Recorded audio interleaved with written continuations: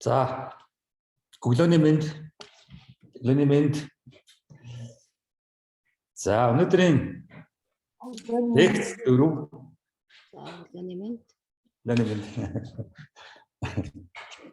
За өнөөдрийн лекц 4.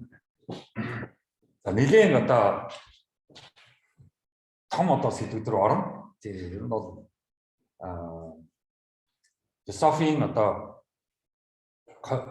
20 дугаар зууны одоо ойлгохын тулд за өнөөдрийн философиг ойлгох хэрэгтэй. За энэ бол одоо Ницше гэж Фридрих Ницше гэдэг Германы одоо том философч руу бид нар одоо нэлээд гүнзгий орно да. 3 лекц 4 5 6 дугаар лекц бол ерөнхийдөө Ницше зориулсан байгаа. Эхний 3 лекц бол Маркс зориулсан. За Марксыг ярьж байхад бол тест тэргүү өнөөдрийн хүн төрөлхтөн дэлхийн нөхцөл байдал эдийн засгийн хямрал болон улс төрийн хямралууд бол Марксаас одоо хойш явж байгаа. За Маркс бол тэр тэргүү номыг биччихсэн, онлайн биччихсэн. Өнөөдрийн улс төрийн болон эдийн засгийн дэлхий дээр явж байгаа хямрал зөрчлүүд бол яагаад гарч байгаа вэ гэдэг Маркс бол 150 жилийн өмнө номоор биччихсэн шүү дээ. Нөгөө Капитал манифест хоёр явж байгаа. За энэ би яг зургийг тавьсан байна. Марксаас Ницше рүү гэсэн. Одоо бид нар Маркс гэдэг том философчоос Ницше гэдэг дараагийн том философч руу орж ирнэ. За хүн төрлөختөнд маш их нөлөөтэй философч байсан Ницше болов. Тийм. Марксаас татахгүй Марксийн ном бол одоо хүн төрлөختөнд том нөлөөтэй байсан бол улс төр эдийн засгийн салбарт их нөлөөтэй байсан бол за Ницшегийн ном бол ер нь одоо антрополог болон хүн за шашин урлаг гэсэн том одоо сэдвүүд рүү Ницше бол орж ирсэн. Агуу философч. Тийм. Яах чарахгүй одоо агуу гэдэг үгийг одоо энэ л хүмүүст хэрэглэх байх. Тийм. За ер нь яг одоо Ницше одоо Маркс философчоос Ницше гэдэг философч руу орж ирлээ шүү дээ. Тэгээд тэгэхэд бид нар юу ярих ёстой гэвэл ер нь яг энэ философи гэж яг юу юм? Яг энэ философийн хөдөлмөр гэдэг чинь яг юу юм? Одоо яг ингээл энэ эдийн засгийн үйлдвэрийн салбарууд байна уу? Одоо улс төрийн байна уу? Одоо юу гэдэг сургуулиудын багш ажилчид байна уу? Малчин байна уу? Тэд нар бол өөрөөрийн мэргэжлийн салбарт өөрийнхөө ажлын газараа одоо хөдөлмөрлөл явж байгаа. За гэтэл философч хүн бас яг л одоо философийн хөдөлмөр хийн. Тийм малчин хүн малаа хариулдаг бол философч хүн философийн ажлыг хийн. За философийн ажил хийн гэдэг маань яг юу гэсэн үг юм бэ? Ер нь бол философи бол хүн ер нь хэрхэн гэж бодож байна? Яг энэ юу хийж байгаа юм? Яагаад энийг хийж байгаа юм? Тэр бүх үйлдэлүүд толгойдоо яаж одоо бодол явагдаж, сэтгэлийн хөдөлгөөнүүд явагдаж байгаа юм? Энэ субъектийн болон гаднах объект хоёрын харьцаа холбоо хамаарал энэ бүгдийг л ойлгох гэж явж байгаа шүү дээ. Философч бол энэ бүгдийг л ойлгох гэдэг байгаа шүү дээ. Энэ чинь өөр ямар ч салбарт хийхгүй шүү дээ. Эдийн засгчид хийхгүй, улс төрчид хийхгүй, физик, математикчид хийхгүй, хуульчид хийхгүй. За онлайн одоо 3 том сэдв байдаг. За би бол энэ одоо онлайн 3 сэдвээр бол олон жил ажиллаж байгаа. За нэг нь бол байхын тухай философи, нөгөө being, германаар sein.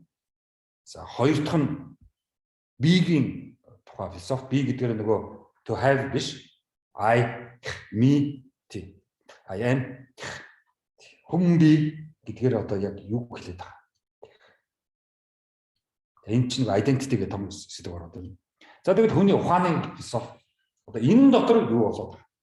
Энэ дотор юу болоод байгаа? За ийм 3 том одоо философийн онлын салбар байдаг. За эртний тэр одоо хэрхэн байхын тухай философиг бол ерөнхийдөө Марксийн 3 лекц явж байгаа. За хүн бие чинь одоо хин юм бэ гэдэг онлын философийн зориулж бий Ницшегийн 3 лекц явж байгаа. За тэгээ яг одоо хүний ухаан руу энэ психолог руу ороход одоо Сартр руу орно. Тэнд одоо 3 лекц хүлээж байгаа биднийг. За байхын философи гэх юм бол ерөнхийдөө энэ ертөнцийн тухай л одоо асууж байгаа шүү дээ. бидэнд энэ ажиглагдаж буй бидний энэ харж буй ажиглагдаж буй энэ хорвоо ертөнцийн дэлхий ажиглагдаж биш ээ. Цаад үннийг бол одоо мэдэхгүй гэдэг байгаа шүү дээ бид нар чинь. Бид нар зүгээр харсныгаа хэрхэн биднэрт тусаж байгаа тэр феномен гэдгээр нь феноменолог гэдгээр нь одоо судалж байгаа шүү дээ. Тэгээд энэ бүгдийг том одоо сэдвээр орчхоор нөгөө метафизик, онтологи гэх том сэдвүүдээр орчдөг. За бид нар бол одоо 3 лекцийн 3 одоо цэнхэр байхын тухай одоо семинарт хэрэглэж байгаа 3 цэнхэр номоор бас энэ тухай ярьж байгаа. За би хүн биеийн одоо философи гэдэг маань бол юу гэхээр одоо нөгөө яриад байгаа субъект. Амар төстэй субъект. За тэгээд энэ субъектыг энэ би хүн бие гэдэг байгаа нэг талаас бид нар рационализмаар судлана. Нөгөө талаас бид нар эмпиризмаар судлана. Дараа нь бид нар идеализмаар судлана. Дараа нь бид нар экзистенцийн философиор судлана. Энэ дөрвөн салбарт хүн бие гэдгийг судалдаг байхгүй. Бүрээс нарийнсаа явчихна. Тэгээ энд одоо олон жилийн одоо философийн олон зуун жилийн одоо хөдөлмөрөөр энэ бүгд бүтээгдсэн. Зөвхөн ганц 2 хүн биш, 4 5 хүн биш, нэг 100 ширхэг хүн биш. Одоо наацхан 1000 хүн хэрэгтэй. За хугацаа бол 10 жилийн дотор 100 жилийн дотор энэ бүгдийг хийх боломжгүй. 3000 жилийн философийн одоо том түүх байгаа. Энэ дотор л энэ бүгдийг чинь хийгээд одоо философийн түүх гэх хэдэн зуун одоо ном энэ бүх сэдвүүдээр чинь бичигдчихсэн байж штэ. Тэгээ номын санд одоо Германд байхад номын санд яваад орохч ерөөсөө тэгэл битүү философийн одоо ном байдаг штэ. Тэгээ сая одоо хөдөө аймагуудаар явж байхад номын тавир дээр философийн ном байхгүй дандаа л одоо уран зохиолын номууд байлаа штэ. Тийм манай одоо социализмын нэг анхдагч нэг алтан үеийнхэн гэдэг хүмүүсийн л уран зохиолын нэг хэдэн номнууд нөгөө Эренчин Дамжин Сөрөн Лодой Дамбуда хэн байдгийг тэр хүмүүсийн л номнууд тэнд ингээд очиод харахад Монголын тэр философчийн ном гэсэн хүний тухай, хүн байхын тухай, хүний ухааны тухай тийм одоо философийн номууд байхгүй. Тэгээ философо одоо би ингээд хүний ухааны тухай гэдэг чинь 3 дахь том сэдв. Тэгээ энд бол ерөнхийдөө энэ бидний нөгөө яриад байгаа нөгөө айдиа гэдэг чинь явж байгаа. Тэгээ хоёр дахь психологийн сэдв явж штэ. Хүний ухаанлоо яваад байгаа тэр. Тэгээ энэ бодлого, сэтгэл, санаа юу гэдгийг тэр л бүх айдианууд энд орж ирж штэ. Хүний ухаан юм гэдэг. Тэгэхээр бид нар нөгөө философо гүн ухаан гэдээ орчуулчихаар одоо тэгээд ухааны тухай гүн ухаан гэх юм. Тийм. Тэгэхээр энэ философи гэдэг ерөөсөө орчуулах бол ямар ч утгагүй байхгүй. Хүний ухааны тухай гүн ухаан гэж хэлсэн одоо тэгээд тавтагцсан болчих гээд байна шүү дээ. За энэ бол онлайн сэдв миний одоо ажилладаг сэдв. Тийм. За яг энэ сэдвээр бол энэ Азийн энэ тхэг хятад, Перс, Араб, хоризмын одоо том философчд бол одоо яг энэ сэдвүүдээр ажилласан. Хүн гэж юм бэ? За сүүлд бичсэн 3 шар ном дээр бол бас нэлээд явж байгаа энэ талаар. Ер нь монголчууд бид нар бол бас энэ Азийн энэ дорны энэ философиг бол маш их одоо бодох хэрэгтэй байлээ л дээ.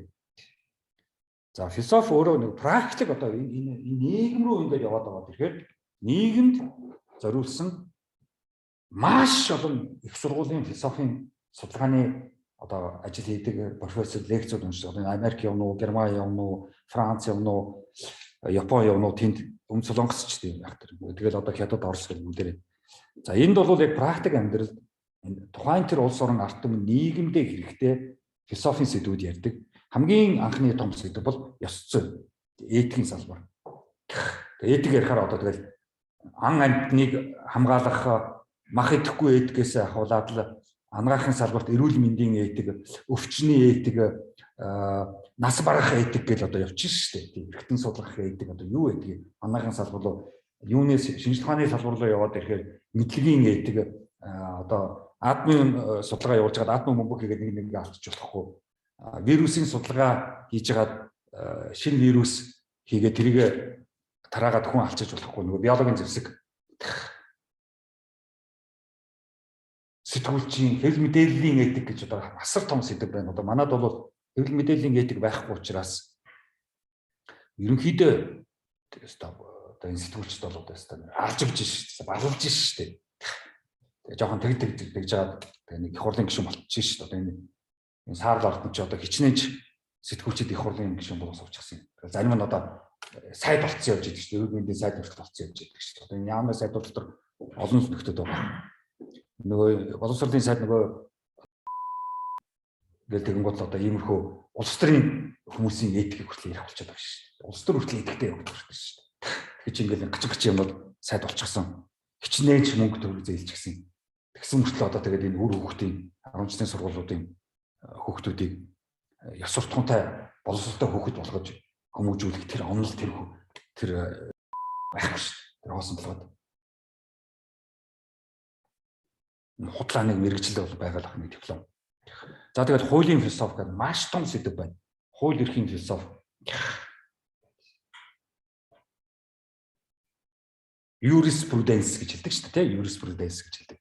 За хуулийн философи бүр эртний том салбар л да. Тийм нөгөө хинээс эхлээл одоо Францын Монтеску интерес эхлээл одоо том одоо философийн онолуудын нэлдээ хуулийн философи дотор. За эдийн засгийн философи бол түрүү сая Марксийн 3 лекцийг уншлаа. Тэнд бол эдийн засгийн философи, эдийн засаг гэдэг маань нийгэм гэсэн үг шүү дээ. Энэ социологтой л хамт явдаг шүү дээ. Эдийн засгийн философи яванд бол социолог болсон л да.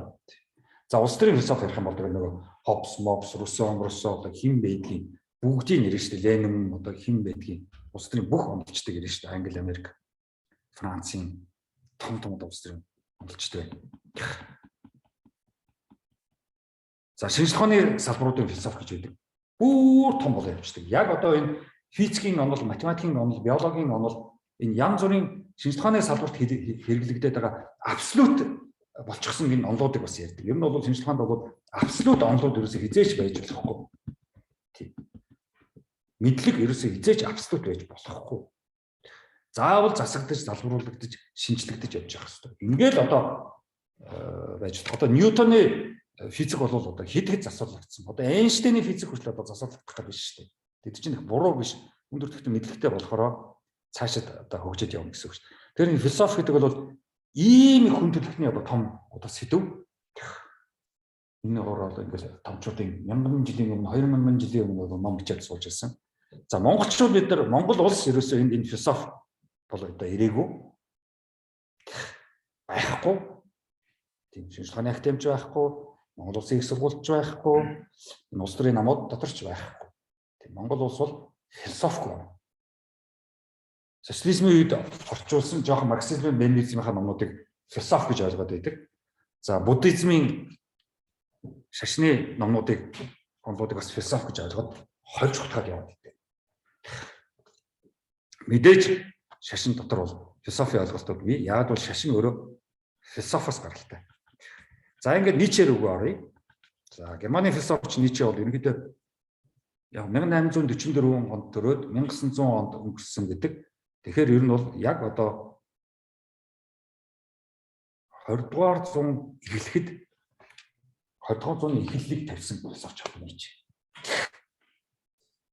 1844 онд чинь Маркс ч одоо эд номнуудаа бичсэн шүү дээ. Амар үе байлаа шүү дээ. Тэгэх чинь төрж шүү дээ. Тэгээд Марксийн дараа Ницше чинь тэр өмнөх одоо нөгөө монголчуудын хэлэх дуртай нөгөө өвгдээц эцэг өвгд гэдэг шиг Маркс шиг өвөөтэй хүн ч одоо тэгээд гачин номнууд чинь нэцтэй. Тэ? Би ч одоо тэгээд малчин өвөгийн одоо би одоо хоньны тухай ном бичих болоод өөр юм дээр тухай ном бичих тэ. Тэгэхээр Ницше бол одоо гайхамшигтай үед төрсэн хүн төрлөختөн яг тэр 1850-аас 1900 он хүртэл маш гоё байсан. Яг бол нөгөө хаант засгууд унчихсан, хаадуудыг будаа болгочихсон. Нөгөө амар капиталист нийгмийн чинь хазаарлчихсан. Гоё үед одоо төрж илаа. Маркс бол хэцүү үед амьдарч ирсэн тийм. За тэгээд дараагийнхаа үед тэгж өмнөх философч нь тэгж их гоё бүтээл номууд бичиж дараагийн үеэ цаашид ажиллаж амьдрахад нь бэлэн сайхан одоо материалууд ингэж өгдөг юм байна шүү дээ. Эцэг өвгөдтэй, өвгдээцтэй артан гэж одоо гайхамшигтай юм байна шүү дээ. За бид нар бол яг та өөртөө амжилтдаг. Өвгдээц байхгүй, эцэг өвгд байхгүй. Яг нэг жоохон нэг хэдэн хүүхдүүд л одоо үйлдвэрлэж цоволсон баг. Өөрнийх гавьяа байхгүй.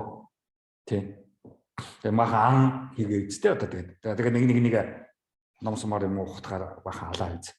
Нөгөө сайр үүдэн. Тийм сайр гэж манайх ч тогтоод байдаг ч би одоо сая Скватер аймагт явлаа тэр цаана тэр ямар юмныг нэ юу ч хийдүү сайруудыг нэг овоо байдаг л гэсэн. Би одоо бүр инээ төрчил суулаа. Тийм хулгай хийсэн хүмүүсээ одоо шүтээд идэг. Тэгэхээр дараагийн үеийн хулгайч байхаас яах вэ? Тэ хулгайч дээр юм чинь. Тэ сайр гэдэг чинь хулгайч шүү дээ. Тэ. Тэгэхээр тэднийг шүтэж тэдний илүү машинтайгаа жиптэйгээ яаралдан давхиж байна гэдэг чинь хулгайчийн том хулгайч болох гэж л одоо хүсэж яваа юм биш шүү дээ. Тэгэхээр тэр улс одоо ийм хулгайчтай байх нь одоо аргач юм шиг. За Ницше бол маш их номнууд бичсэн. Зөндөө ном бичсэн юм шиг. Өстой философийн хөдөлмөр хийсэн. Маш хөдөлмөрч хүн байсан. Дэлхийд алдартай. Одоо Ницшег бол хаанч одоо баргалж мэдэндээ. Хятад Ницшег маш орчуулдаг. Тэр Бээжингийн номын дэлгүүрт би ороод тэр юу гэж яддаг шүү дээ. Юу гэж Ванфужин гэдэг. Тэр Ванфужингийн номын дэлгүүрт орсон. Ницшегийн номыг ингээл хятад дээр орчуулаа. Номын төвд дээр юм бичлээ. Философийн юу гэдэг аахгүй тасаг хэсэг байдаг. Тэр зөв.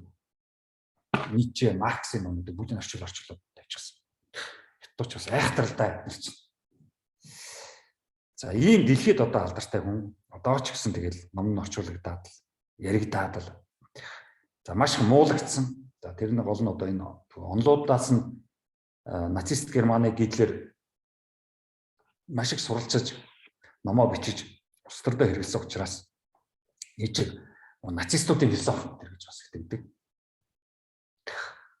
Өөрөө тэр нь явж байгаагүй шүү дээ. Хүний бичсэн номыг аваад хэн уншаад хаана юунд хэрэгжилж байгааг удирдах боломжгүй ш, залах бол хянах боломжгүй ш. Тий одоо миний номнуудыг хаана яаж хэрэглээд хүмүүс явж байгааг би яаж мэдэх юм. Тий. Эсвэл одоо чиний номыг уншаад хүн алдсан байждаг үйл одоо надад тий эрхчлээд ихшрэх шударгаас 3 номыг чи уншсан нэг залуу тэнд чи одоо тий гэмтэр хийцэн байждаг үйл би одоо миний буруу биш үстэй тэр чинь. За мэдээж одоо сайлагддаг. Өнөөдөр бүр их одоо сайлагдаж эхэлж байна. Их магтж байна. Ницше дахин Ницшегийн байгууллагууд энэ тэнд их үүсэж байна. За зарим газар бас Ницше судлалыг бас хааж ин ч гэж бас тийм яриад яваад байгаа. Ер нь бол ийм их одоо хүн төрөлхтөнд одоо нөлөөтэй одоо ийм философч байсан. За энд Ницше ба солиор гэсэн нэг ийм зураг байдаг юм билэ. Тэг ерөнхийдөө бол Ницшег бол тийм их ном бичиж, тийм их бүтээл хийж хүн төрөлхтнийг баргалж одоо хүмүүжүүлэх гэж байгаа юм шиг шүүмжилсэн номнууд бичсэн учраас манайг бол ерөнхийдөө зарим онолчид бол их солиотой байж ч хүн ийм номнууд бичнэ гэсэн биш. Даруухан томоотой нөгөө эрдэмтэн хүн даруу гэдэг шиг даруухан нөхөр байсан бол ийм мундаг номнууд одоо бичихгүй байсан гэдэг.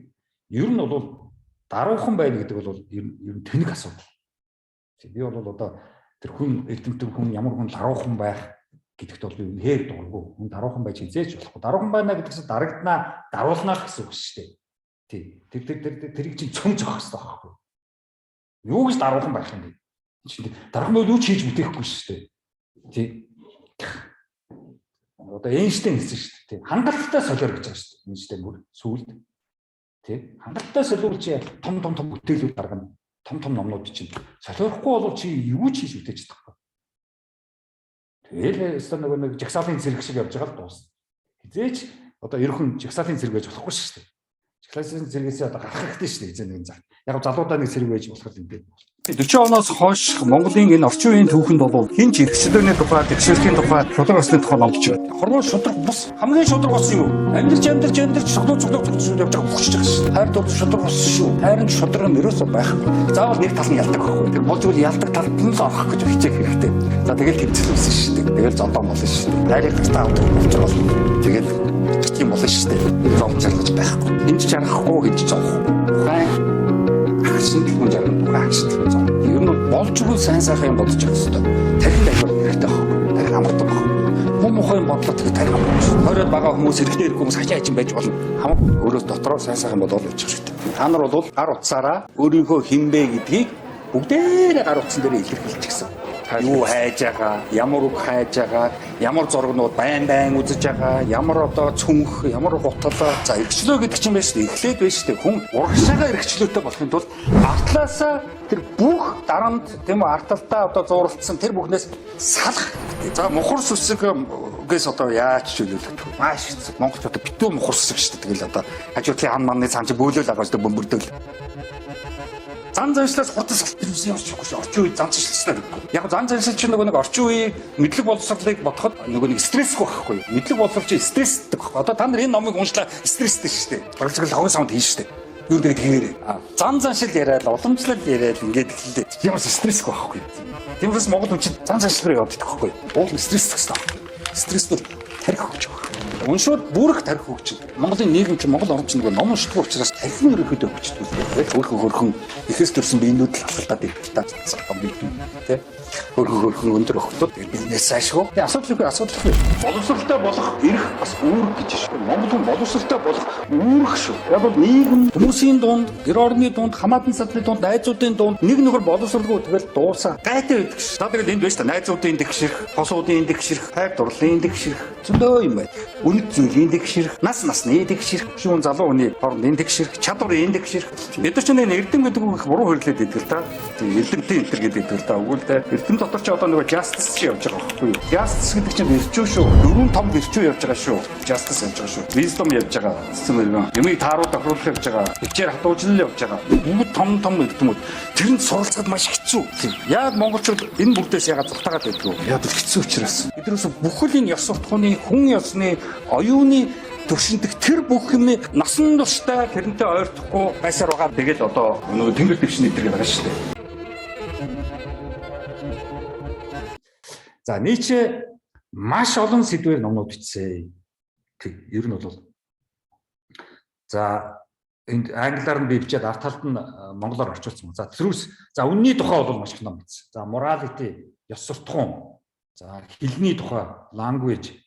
За гоо зүйн тухай aesthetic. За энэ бол урлагийн одоо философи явж байгаа. Урлагийг маш их магтсан.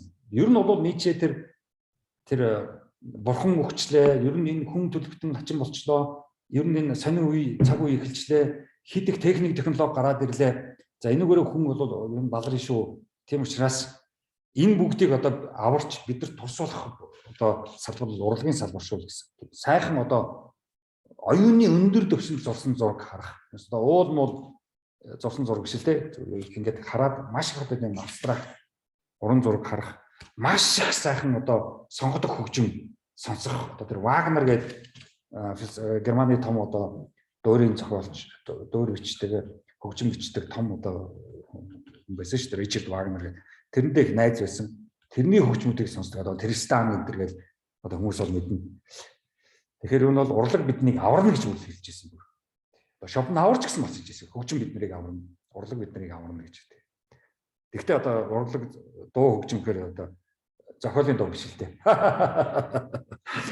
За соёлын тухай маш их ном бичсэн. Cultural theory. За history түүхийн талаар бол маш их ном бичсэн. Бүр түүх яагаад хэрэгтэй, яагаад хэрэггүй гэсэн үгт ном бичсэн байдаг шүү дээ. Яг бол түүх бол ерөнхийдөө тийм утгагүй сэдв байхгүй. Хин түүх бичих гэдэг байгаа. Юуны тулд түүх бичих гэдэг байгаа. Ямар зорилготой түүх бичих гэдэг байгаа. Тийм манад одоо тэр олон түүхэн ормонод бол ямар зорилготой бичих гэж байгааг бид нар мэдэн шүү дээ. Түүх байхгүй арт юм. Түүхтэй болох гэж хотол одоо зохиож шүү дээ. Ямар ч түүх байхгүй арт юм. 21 оноос өмнө бол түүх байгаагүй. 21 оноос хойш нь өдөрж байгаа түүхтэй болно шүү дээ. За нихилизмын тухай нэг юм бичсэн. За нихилизм гэхээр одоо монголоор яг үгүйсгэл гэж орчуулад байдаг л да. Ер нь бол нихилизм гэдэг бол яг ер нь бол альваг одоо тэгэл асуусан. Яг үнэхээр ийм байдгүй юу? Ер нь бид нар байдгүй юмны тухай яриад байдгүй бид байдаг гэдэг юм биш үстэй. Гэсэн тэр одоо ойлголт шүү дээ. Одоо бид нар яах гэж сайнны тухай яриад байгаа. Сайн байхгүй шүү дээ гэвэл нихилизм болчих шүү дээ. За power-ийн тухай нэлээд мэдсэн. Гэхдээ ерөнхийдөө хүний энэ чадал хүн одоо чадaltaй байх, тэнхээтэй байх. Гэхдээ булчин ширмэс биш. Энэний чадал, тийм оюуны чадал. За хүний ухааны тухай нэлээд ном бичсэн. За хэрхэн байх? Одоо энэ хорвоо дээр яаж байх юм бэ? Existence. Яаж байх юм? Яаж энэ амьдралын энэ 70-80 жилийг айтайхан одоо өнгөрөх юм? Тийм. Бид чинь 70-80 жил энэ дээр байна шүү дээ. Дэлхийн бөмбөрцөгтөр хаа чин энэ тэнд. За тэгээд барууны философт бол маш их нөлөөлсөн. Сэхэдэн хүмүүст маш их нөлөөлсөн ийм том философч Ницше бол. За Америкт бол ер нь капиталист орнууд бол нийцээ жоохон дургүй байдаг. Яг бол ер нь одоо бурхан одоо Америк хүч нөгөө God bless America гэж байгаа шүү дээ. За тэр чинь нийцээ сонсоод тест инээд нь хэл шүү дээ. Танд юу яриад байгаа юм бэ? Юу God вэ? Чи өгцөн шүү дээ. Тэ та нар одоо өгч гэсэн гадаг одоо Америкийг авраарай гэж гуугаад байна гэдэг чи одоо та нар ямар stupid юм бэ гэж хэлсэн шүү дээ. Тэ. Тэгэхээр тэд нар айгүй дургу ер нь бол тэ. Ер нь God ярьсан Кристийн шашин болоод энэ жоохон дургу. Гэхдээ нийч чинь Кристийн шашныг шүүмжилсэн шүү. Тэг бусад шашнуудыг бол шүүмжлэхгүй шүү. За нийч ном бичгтээ зүгээр ингээд ном бичдэг байсан. Зүгээр сууж агаад ном бичдэг ч юм уу, өглөө босоод ном бичдэг ч юм уу, гинт ингээд ширээний асуугаад ном бичдэг байсан. Нийч яаж ном бичдэг байсан бэ гэхээр ном бичгээд бүх нөхцөл бүрдэх хэрэгтэй. Бүх нөхцөл бүрдэх хэрэгтэй. Хамгийн нэгдүгээр цаг агаа. Гадаа хүйдэн шуурхтай, цастай үед нийч хязгаарч ном бичихгүй. Ямар муухай юм бэ? Маш их гоё дулаахан, тийм үү? Тийм тайван, салхихгүй, тийм одоо тайван цагаагаарын маш гоё нөхцөлтэй уур амьсгалтай тийм газар нутгуудыг хайж очиж тэнд очиж ном бичдэг гэсэн. Юу гэдэг Германд бас нэг ном бичихгүй. Германы өвч мөчтэй ахын баггүй шүү дээ. Амар хүйтэн чихтэй хүйтэн чинь хэцүү шүү дээ. За манайх бас хуурай хүйтэн болохоор арай гайгүй. Европын хүйтэн тэр Англи, Америк, Францын өвлийн үлрэл гэдэг бол одоо хүн байхаа харахгүй шүү дээ. Дулаах уцдаг бол болохгүй. Чихтэй хүйтэн ямар амар өвөлтэй үлээд. Тэгэл орой их таранхгүй болно. Тэнд бол нийт ямар ч ном бичихгүй. Болио л гэж хэлнэ. Тийм учраас хаана очиж ном бичих вэ? Гэтээ тэрийгэ гэж хайж очиод тэгээд тэнд л очиж ном бичнэ. Тийм учраас цагаараа мэдээг хардаг гэсэн. Агарын даралт, температур, улирлын онцлог тэднийг маш сайн урчилж харж агаад за би тэдэн сард тэнд очиж тэгээд тэнд тэр номоо бичнэ. Тэр Швейцар, Франц, Германы тэр урд хэсгүүд байдаг. Швейцар тэр Сис Мария гэж газар байдаг. Тэр 100 хавар намар маш их гоё цагаар гартай байдаг. Нууртай, уултай. Тэгээд тэнд очиж тэнд маш сайхан цагаар гартай байсан учраас одоо нөгөө энэний дараагийн лекцэн дээр ярих Заратустра номоо тэнд бичсэн гэж байгаа байхгүй. Тэгээд зүгээр ч ном бичихгүй. Тэгэхээр ном бичнэ гэдэг бол ийм их чухал байхгүй. Маш их одоо цагаагаарын нөхцөл амьдралын нөхцөл байдал маш их чухал байна. Тийм учраас ганцаараа байх маш чухал. Илүү дотоо хэрэгтэй хэрэггүй хүмүүс дими яриад авахгүй, хажуугаас нь нөлөөд авахгүй. Цэвэр ганцаараа байх хэрэгтэй. Гар утсан утас одоо интернет гэдэг нэг ороод авахгүй. Ном бичих үед бол ерөөдөө хүн болно тийм стенд байд орчдөг шүү дээ. Тэрийг бодоо. Тэгээ орой унтахтаа номоо бодоод унтахаар үүрээр шин бүлэг шин асуудлуудын шийдлүүд энэ төр орж ирнэ. Маш чухал. Тэр учраас нөхцөл бүрдсэн үед л ном бичдэг. Ийм сонир философч. Цагаагаар орчин тойрны тэрнээс их хамааралтай ном бичдэг. За тэгэл Ницшегийн нэг л том философийн асуулт байна. Одоо Маркс нийгэм гэж юу вэ гэж асууж нийгэм ямар байх ёстой вэ гэдгийг эдийн засгаар тулгуурлаж, улс төр дээр тулгуурлаж номоо бичсэн болов мөнгөн дээр тулгуурлаж, бараан дээр тулгуурлаж нийгмийн тухай онлайн номнуудаа бичсэн болов Ницше хүний тухай ном бичсэн. Хүн гэж юм бэ? Энэ одоо human being. Хүн байх ямар асуудалтай юм бэ? Яг бол амьтнаас одоо ялгаатай. Амьтан бол ямар? Амьтан шиг байх хэцүү.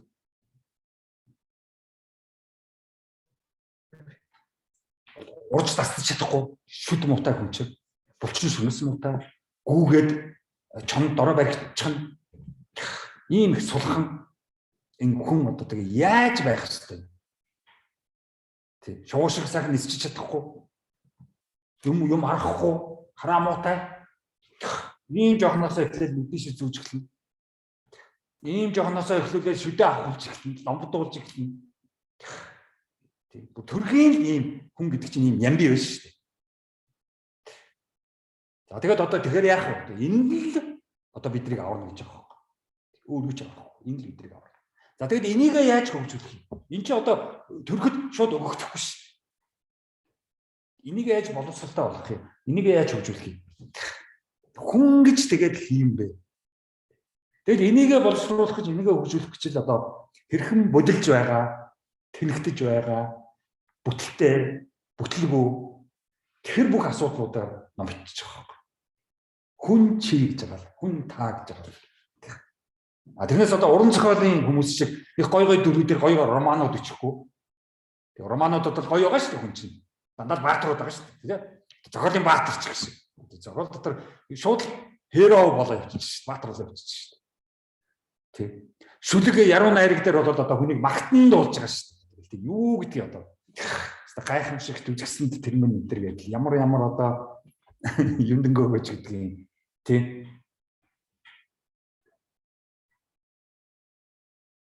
Тийм шээ. Ничээ бол тийм ш.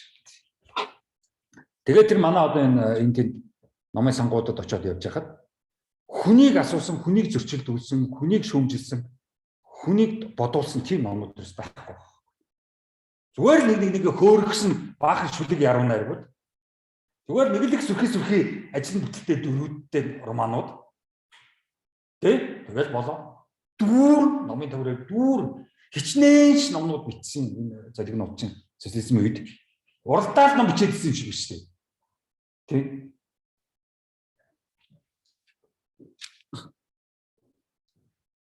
Хүн гэж юм бэ?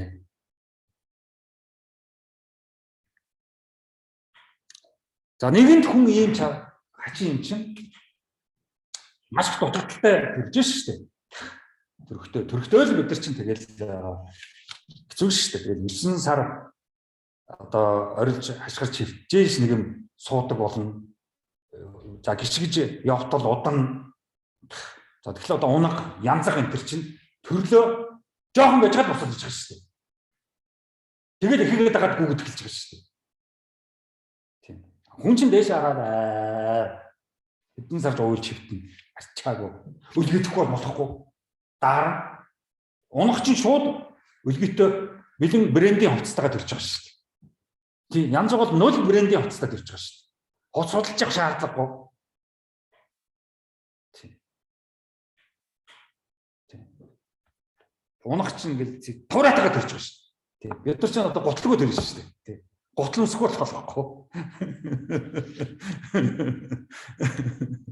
Тэгэхээр ерөнхийдөө Ниче бол will to power гэдэг тийм ойлголт гаргаж ирж байгаа байхгүй. Ер нь бол чадвартай л болох хэрэгтэй шүү. Бидний тэр биологийн үндсэн бас нэг цаад оюуны одоо юу гэдгийг анх өгсөн анхдагч бас тэр хүсэл байдгийн шүү. Тэр хүсэл маань бол дотоодоосоо үнэхээр л чадвартай байхгүй болохгүй юм байна шүү гэсэн тийм цаанаасаа бидний хүн төрөлхтөнд генетикт нь ерөөсөө ийм хүсэл явж байгаа юм шүү. Тэр хүсэл л биднийг одоо авч явж энэ хорвоо дээр олигтойх шиг одоо байлганаа. Тэр хүслээл одоо мэдэрч тэр хүслээл одоо тийм үү үүсгэж хамгаалж тижээж явах хэрэгтэй. Павертай болох. За павер чи манайх ч одоо тэгээд эрх мэдлэгээр орчуулад идэв шүү дээ. Тэгээд улс төрлөө явуулчихдаг байхгүй. Тийм. Одоо эрх мэдэлтэй болох одоо эрмэлцэж гэдэг юм юу гэдэг мэдэхгүй одоо тэгээд орчуулчихдаг юм шиг үлээ. Гэтэл мэдээж нийт одоо хүн төрөлхтөнд л одоо зориулж байгаа шүү дээ. Нийт чинь том учраас тэнхээтэй нөөцтэй болох тийм одоо потенциалтай байх өөрийн гэсэн. За тэнхээтэй гэхээр нэг булчны тэнхээ биш, оюуны тэнхээ. Ер нь тэгэл сүрхий болох. Сүрхий л хүн болох. Суверен хүн болох. Тусгаар тогтносон хүн болох. Одоо манайх энэ тусгаар тогтнолын ордон гэдэг байгаа ш. Эн чинь бол энэ чинь маш чухал үг байхгүй юу? Суверенити гэсэн үг байхгүй. Суверен гэсэн үгийг орчуулчихсан байхгүй. Тэгэхээр одоо юунаас тусгаар тогтнох гэдэг байгаа. Юунаас? Тэргээ бичихгүй шүү дээ. Юунаас тусгаар тогтох гэж тусгаар тогтнолын ордон гэдэг. Ниче бол хүнийг тусгаар тогтно гэдэг шүү дээ. Янз бүрийн дарамтуудаас, янз бүрийн Хүнийг хашсан, дарсан, нөгөө даруухан бай гэсэн тэр дарамтуудаас тусгаар тогтноо. Мөнгө төргөний хамааралтай байдлаас ёс одоо юу гэдэг юм? Ээж аав эмээ өвөө одоо юу гэдэг хэрэгтэй хүмүүсээс хамааралтай байдлаасаа сал гэж байна. За суверенний дараа эмансипашн гэдэг маш ахгүй юу? За энэ бол аавынхаас үдрээс гар хэрэгтэй өвгүүдийг октоудыг ээжийнхээс үдрээс гар гэсэн үг шүү дээ. Эмансипашн гэдэг чинь. За тийм том одоо ойлголт явж байгаа. За тэгэл will to power цаашаа өөрийгөө одоо тэгэл яг л нэг загвар мэд өөрийгөө загварчил гэж байгаа шүү дээ. Өөрийнхөө одоо юу гэдэг загвар зохион бүтээгч гэдэг шиг өөрийнхөө загвар зохион бүтээгч бол гэж байгаа. Чи өөрийгөө нэг том модель загвар гэж бод. Загвар болно гэж бод. За тэгэхээр тэрэн дээр л ажил. Өөрийнхөө хийц бол гэж байгаа шүү. Чи өөрөө л хийн. Make өөрийгөө making болох. За хүн биш болох аюултай гэдэг л нийцээ гэдэг байхгүй. Яагаад хүн биш болох аюултай байд юм аа. Зарим нь хүүхдээ хүн биш болж өгөх юм. Гай болж ойр орчныхан зүгээр бараг нас болсныхан дараа бараг санаа намардаг ч юм, тайрширч гэдэг ч юм. Бүр тэгдэгий шүү. Тэгтлээ хүн доошоо ордог шүү. Ингэж л болохгүй шүү гэж байгаа шүү дээ. Ингэж л одоо тийм үү? Гэр орныхонтой найз нөхдөд юу гэдгийг гай болж нөгөөд бол нэстэ үхэж дал дараасаа гэж одоо харахаар тийм хүн байж яваад одоо яах юм бэ гэж байгаа шүү дээ. Тэр хүн гэдэг чинь ийм балай шүү гэдэг л нийцээ хэлээд байна шүү дээ. Чон чоноороо дуустдаг. Чон биш болохгүй гэсэн чинь. Чон өгснийхаа дараач амар харагддаг.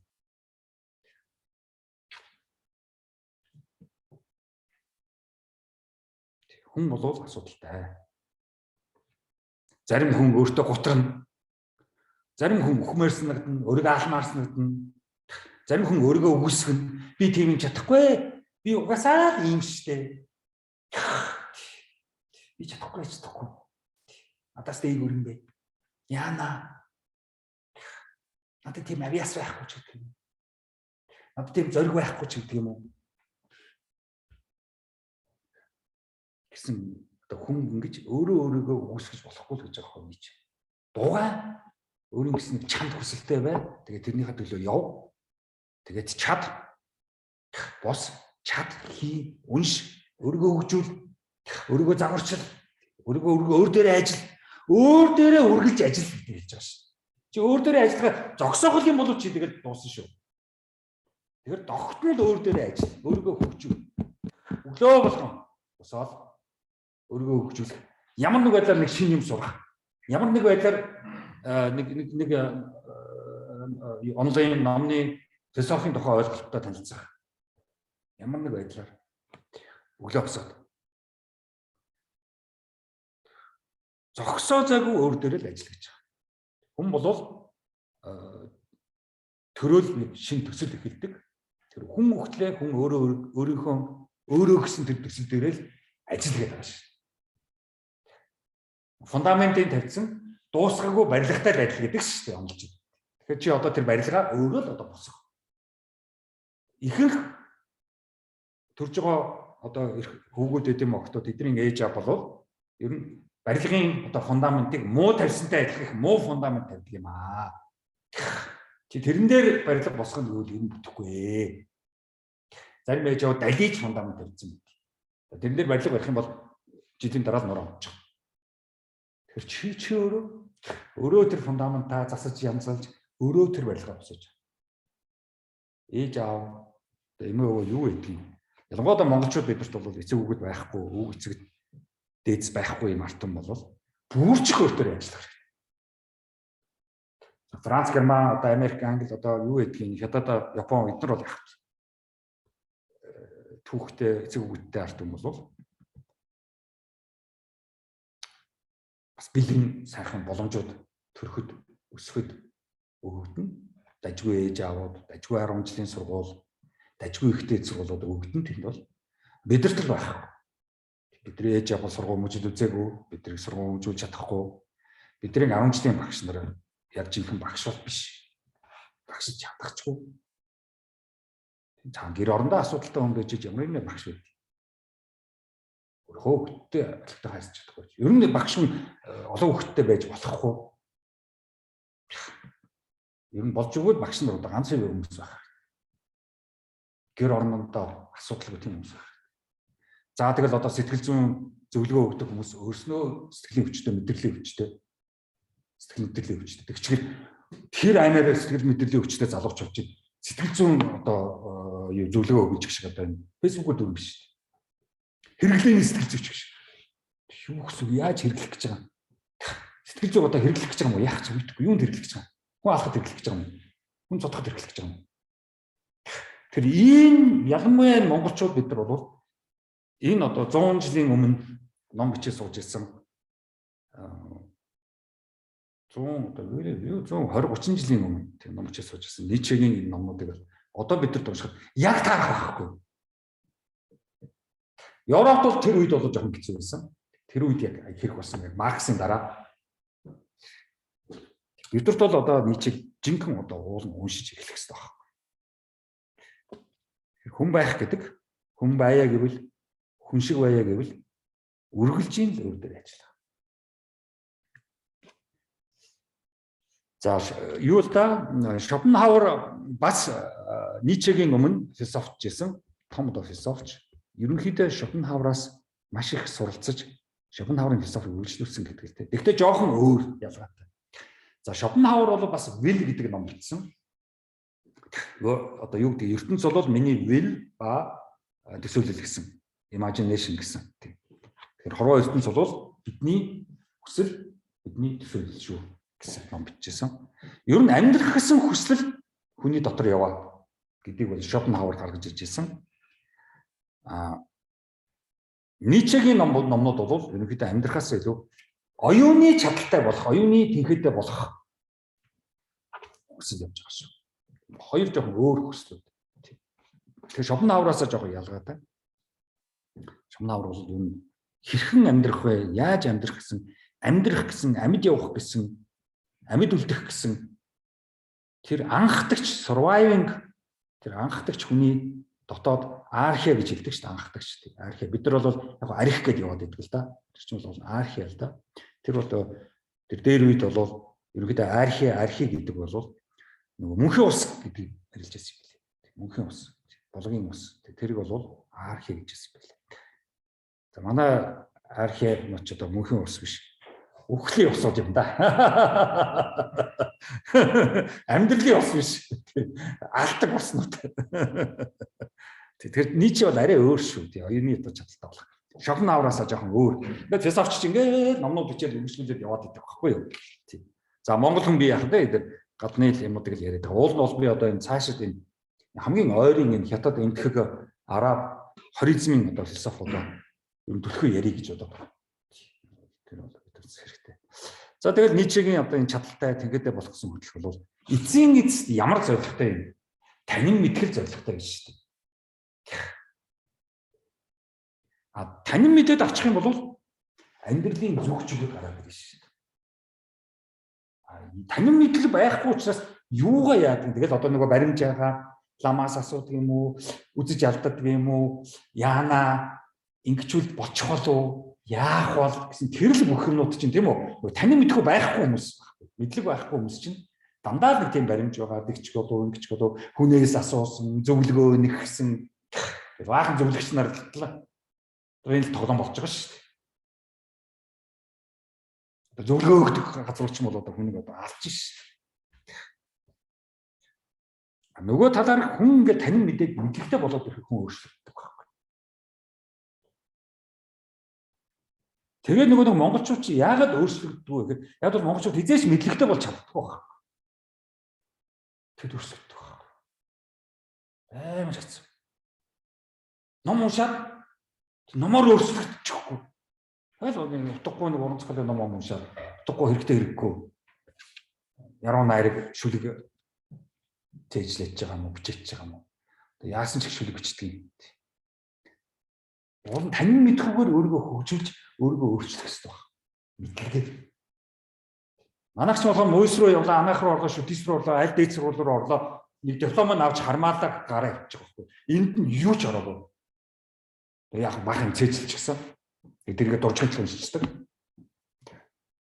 Тэгэхээр манай бүх их дээд сургууль энэ шинжилгээний актив улс орнод яг танин мэдхгүй зеро байхгүй. Танин мэдхгүй байхгүй. Мэдлэгээр чинь хүн өөрчлөгдөх. Тэгэхээр Монгол хүн хизээч өөрчлөгдөхгүй байгаад байна нэг мэдлэгтэй ерөөсөө уулзаж очих боломж нь олдохгүй байна. Тэгээд бид нар чинь ийм асуудалд одоо орчод байна шүү дээ. За тэгээд мэдлэгтэй болох гэхээр нөө гэр орон заншил одоо юу гэдгийг илүү дутуу аав ээж бүтэхгүй нөхдөд тойроод байж идэг. Найз мэд гэсэн бүтэхгүй нөхдөд тойроод байж идэг. Тэгээд тэд чинь тэр хүмүүс чинь хүнийг мэдлэгтэй болохыг ерөөдөө зөвшөөрөхгүй шүү дээ. Мэдлэгтэй болчих юм бол загнаж уурлах гэдэг шүү дээ. Тий. Бити онгороод эсвэл солиотой юм уу? Эсвэл одоо том толгойлсон. Нэг л их завтай. Ихэр ч одоо яах вэ? Нөгөө дараахан байхгүй болохгүй шүү дээ. Мэдлэгтэй болоод ихэр чинь яриад эхэлнэ, зөрөлдөөд эхэлнэ, үгүйсгээд эхэлнэ, эсэргүүцээд эхэлнэ, хэрэлдээд эхэлнэ. Энийг монголчууд тусахгүй шүү дээ. Сайхан хэрэлдэх хэрэгтэй шүү дээ. Таны ярьж байгаа чинь үнэн үү, худлаа юу? Зөв үү, буруу юу? За хоёулаа нэг сайхан ярилцъя гэх үү? Үгүй шүү дээ. Чи их болжээ.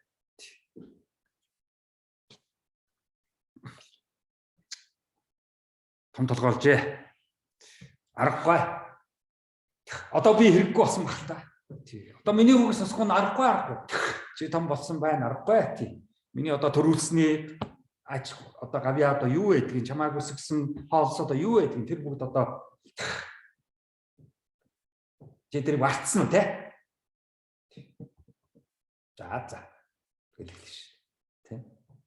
Нөгөө талдаа хөрөхэд тэгэл Монгол хүний тэгж их хөвгтөө өсөх гэж зовсон мөнгө төгрөгөө зарцуулсан тэр нөгөө талдаа бас аргач өгөө. Тийм. Яг бол маач нөгөө нэг хүнийг аваа явцдаг, хүүхдийг өсгөө явцдаг, хүмүүжүүлээ явцдаг, санхүүжүүлээ явцдаг. Тэр төрөө байхгүй юм чинь. Тэр бүх төрийн үйл хэрэг, төрийн хийх ёстой бүх ажил ээж аав дээр ундаг байхгүй.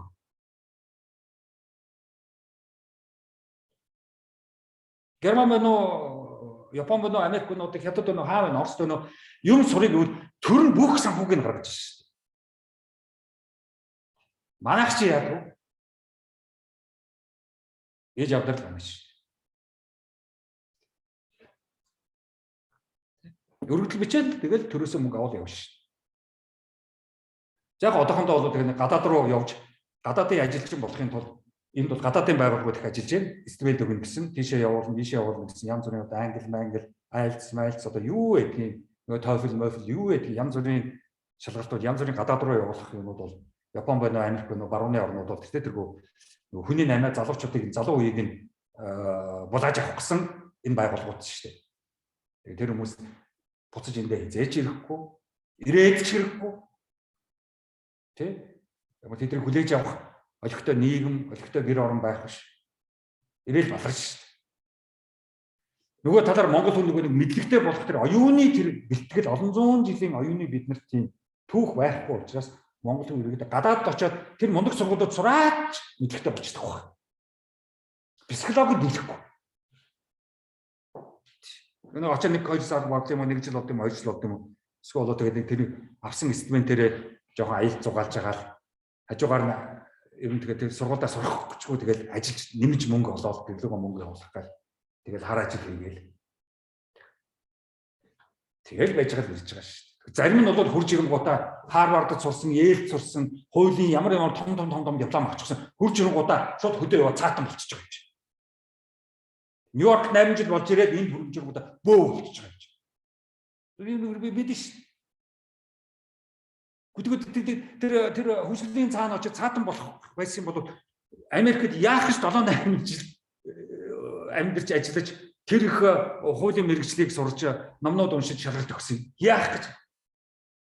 Арваад өгсөөл тэр хүсэл рүү явахгүй, цаатан болохгүй.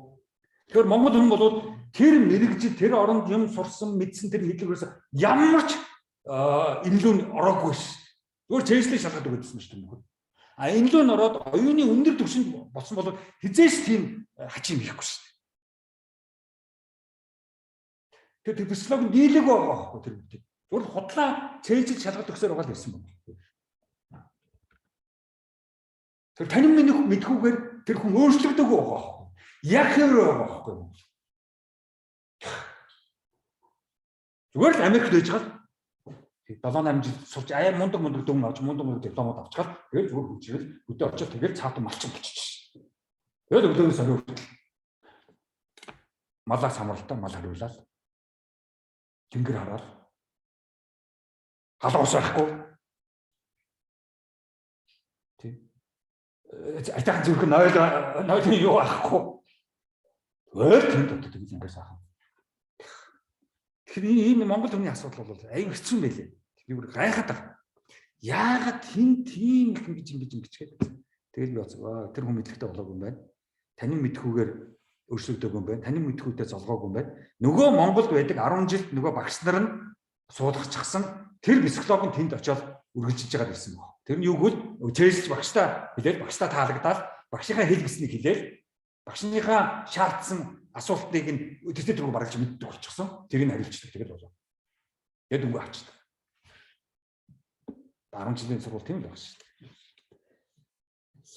Тэгээ гол нь Ницшегийн энэ хэлээд байгаа чадaltaй болох гэсэн хүсэл, тэнхээдээ болох гэсэн хүсэл бол ерөнхийдөө эерэг хүсэл шүү гэж байгаа. Эерэг хүсэл. Эерэг психолог шүү. Айдас аймнаас яана гэх бол сөрөг шүү. Тэгэхээр Монгол хүн бол үргэлж сөрөг явсаар байгаа тусч байгаа.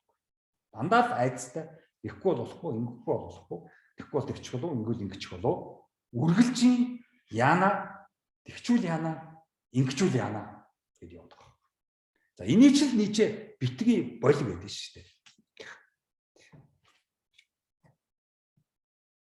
Тэрний үгэл чи оюуны чадaltaй болж чадах юм бол тийм үү? ертөнцийг ойлгож чаднаа, ертөнцийг тайлбарлаж чаднаа. Тэгэхээр тэр одоо хурж ирэнгүүтээ бөө болсон, Нью-Йоркт 8 жил болсон гэдэг ааш шүү дээ. Бизнес янз бүрийн газар явсан гэсэн. Тэгээ бөө болчихсон. За одоо бөө болсон нь цөөхөн болж байгаа л да. Зарим нь улс төрлөө орчдөг шүү дээ. Одоо энэ оюу толгойн болгоон зөвлөгч, мөвлөгч, улс төрийн намын зөвлөгч ямар гэдэг энэ улс төрийн намуудад орцсон нөгөө гадаадаас дипломтой, барууны орнуудаас ч юм уу хаанаас ч дипломтой өрөөд ирчихсэн. Танин мэдхүүгээр хизээч өөрчлөгдөөгүй чэйжилж байгаа дүн аваад тэндээс нэг диплом юм уу нэг сертификат хамгаалаад өрөөд ирчихсэн нөхдөд байгаа шүү дээ. Тэд нар бол улс төрийн нам руу яваад орчих жоох. За одоо тэр улс төрийн нам руу орно гэдэг чинь улс орн баллах гэсэн үг байна. Артан баллах шүү дээ. Тэгэхээр маань ч бөө улс төрийн нам руу орох ийм хоёр амьдралын сонгогдол байгаа байхгүй гадаад явсан хүмүүс. Америк явсан хүмүүс нэг бол бөө болно, нэг бол улс төрийн нам руу орно. Танин мэдхүүгээр өөрчлөгдсөн бол нийгэм рүүгээ, арт түмэн рүүгээ чиглэж, ном бичиж, лекц уншиж хүмүүстэй одоо тийм хүмүүсийн дунд орох хэрэгтэй шүү дээ. Шеэрлэх хэрэгтэй шүү дээ. Тийм лээ. Тийм багхгүй. Тэгээд чинь одоо бидний нөгөө юу өвгдөөс байхгүй, эцэг өвгд байхгүй, олон зуун жилийн оюуны хөгжлийн түүх байхгүй, ийм одоо хээрийн малчин малдахсан амьдралын хэд маяг маань орчин үеийн соёлт амьдрал руу орох гэж социализмын үед нэг хүчтэй үзэл тэгэл тэр нь бүтлгүүтэл тэгэл одоо бүгдээр ингээд мухарцсагтэй цагаасаар тэмдэглээл эмэгтэйчүүдийн баяраар архиугаал өчигдөр одоо их л архиусан баг. Эсвэл архи асгасан болов. Ингэсэн болов үгүй баха. Ингэж яагаад ингэсэн баха. Эсвэл ингэж яагаад хүмүүс доор очоод ингэж байсан байлгүй. Асгалаа. Өө яаж байгаа. Эдний дээж энэ гэж ингэсэн байлгүй.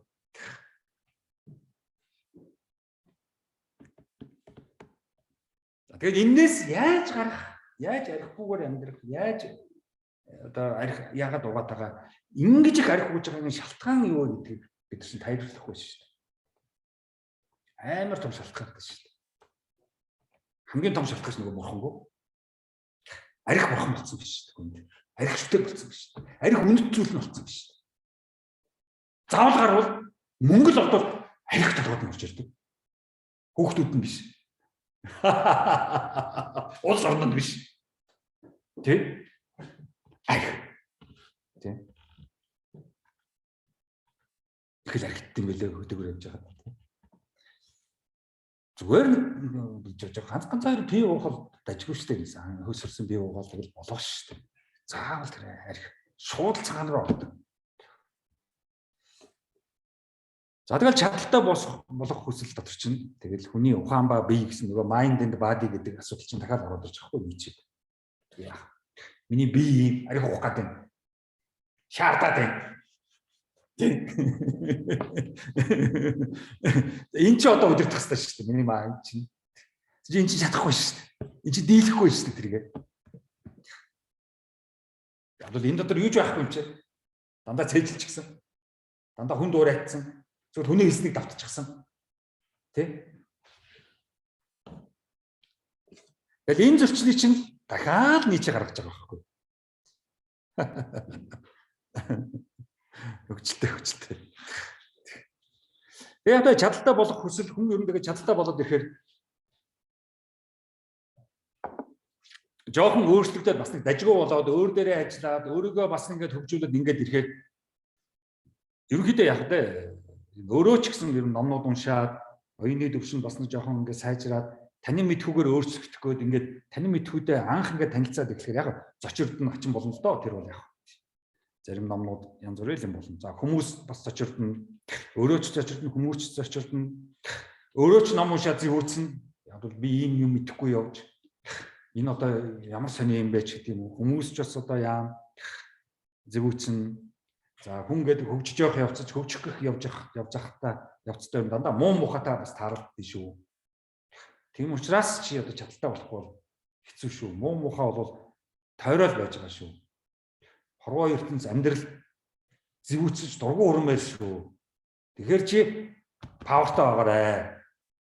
Павергүй хүмүүс муу мухаа хорвоо ертөнцийн юутай тааралдаад зэвүүцээд зочирдоод сэтгэлээр унаад явчихдаг юм шүү.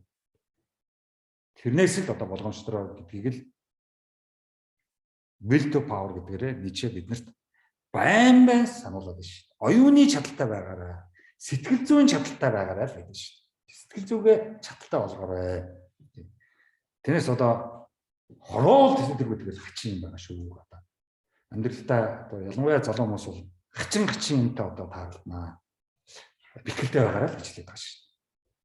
Амьдрал сайхан биш шүү. Амьдрал муухай шүү. Одоо хүүдэн шүү. Дулаахан хувцас өмсөрөө л гэдэг шүү дээ. Ницше. Дулаалаарай. Тэрс тийм одоо сайхан хороо ертөнц чамаа өгдөж авахгүй шүү. Хитрхийх амьдрал руу expectationтэй хитрхийх хүлээлттэй битээ орж ирээрээ. Бүр хэлээд байгаа шүү дээ. Нэг философч гэдэг шүү дээ. Яг хурмаа хэлсэн өдөр хайр дурлал зогсдгоо гэсэн үг байгаа шүү дээ. Төгсгөл болдгоо. Лав хизээ төгсгөл болдгоо гэх яг хурмаа хэлсэн өдөр. Гэрэл болсон өдөр гэдэг байгаа шүү дээ. За тэрий чинь Ницше хэлээд шүү дээ. Тийм. Одоо лавгүй болчлаа хоёлаа. Одоо цаашид лавгүйгээр яаж одоо олон жил амьдрах юм? Хүүхдтэй болно. Нэг гэрте орно. Хоёулын лав зогссон шүү дээ. Тэгээ яаж юу аврах юм? Тэгэхээр л одоо павертай байгаарай л гэдэг шүү дээ. Эндээ л павертай байгаарай. Психологийн павертай байгаарай л гэдэг шүү дээ Ницше. Хачи юм болно шүү.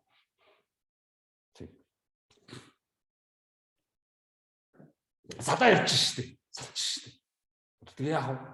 Тэс одоо нэг үргэлж юм мөнх юм биш шүү дээ. Тий. Тэгэхээр одоо яах вэ? Психологийн бэлтгэлтэй байгаарай. Павертай байгаарай л гэдэг шүү дээ Ницше. Power.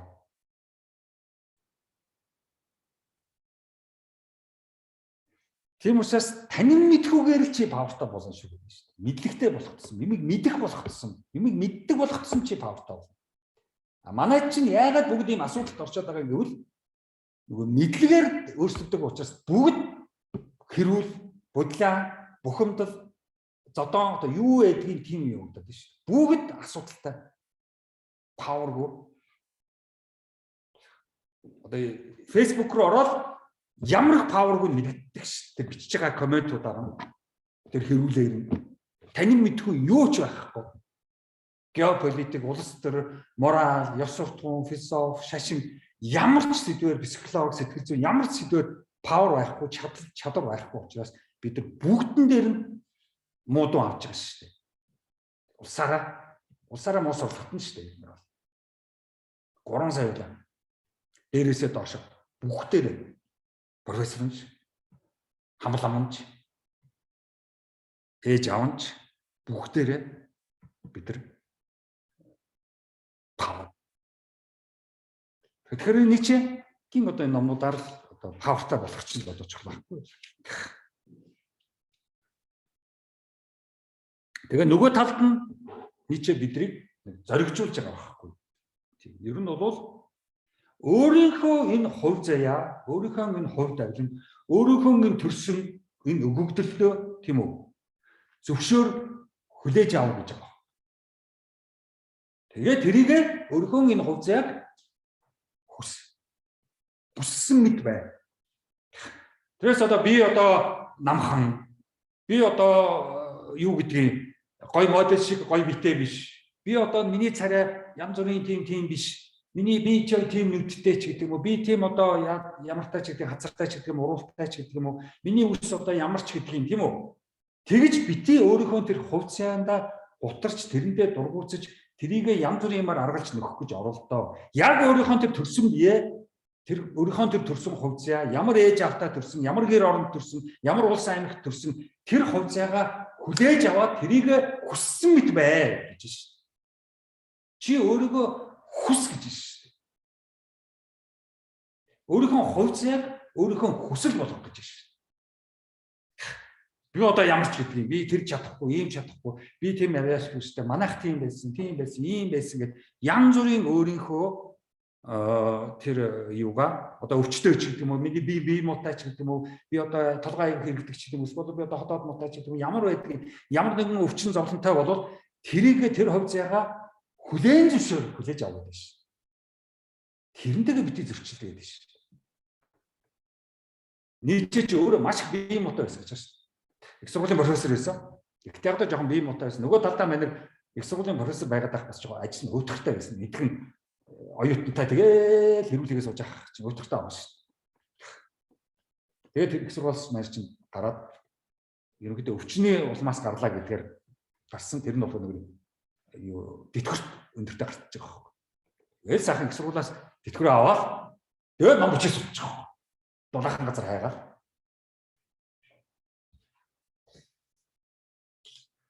Яагаад гэвэл би өөрийгөө хүсээд, би өөрийнхөө хувь заяаг, би өөрийнхөө төрсөн биеийг, би өөрсийн төрсөн өгөгдлөө, ээж аваас өгсөн энэ өгөгдлөө өөрийнхөө зөвшөөрөл, өөрийнхөө хүсэл болгоод авчих юм бол одоо би эрхчлөөтэй болно гэж байна.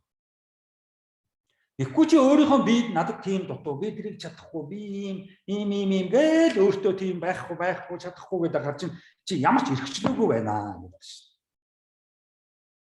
Өөртөө чи саад болоод байна шүү гэж хэлдэг шүү. Чи өөртөө чи гай болоод байна шүү гэж хэлж байна чи. Хүн чамд гай болохгүй шүү. Чи өөртөө гай болоод байна шүү. Тийм. Тэрийг хэлж шүү. Чи өөрийгөө багцуулдаг шүү. Чи өөрийгөө амьсгал боогод шүү. Хэн ч чиний амьсгал боогохгүй. Хэн ч юм багцуулдаг байхад чи өөрийгөө ингэж хэлж өгсөн.